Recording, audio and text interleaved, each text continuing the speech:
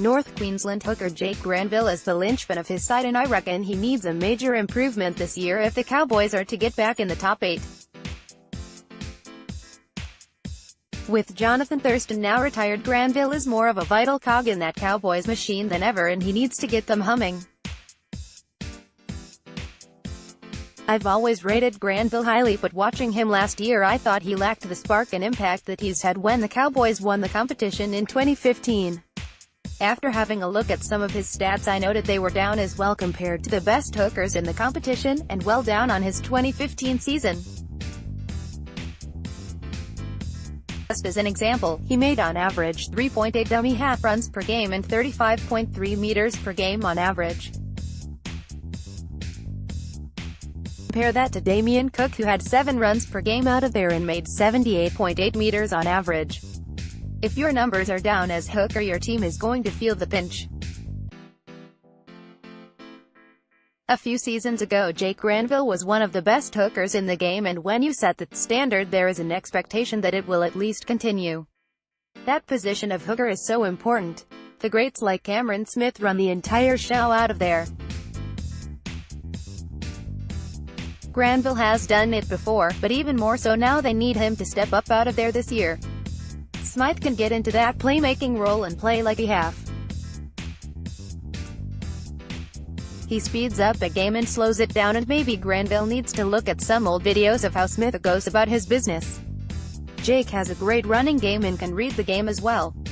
He is a smart footballer. His passing game is there, but for some reason it went awry last season.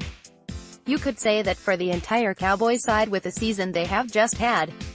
Paul Green is the man to get the best out of Granville.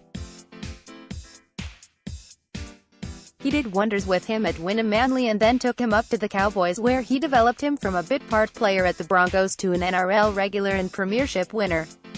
Without Thurston, they are all going to have to lift at the Cowboys. You can't underestimate what a loss he will be.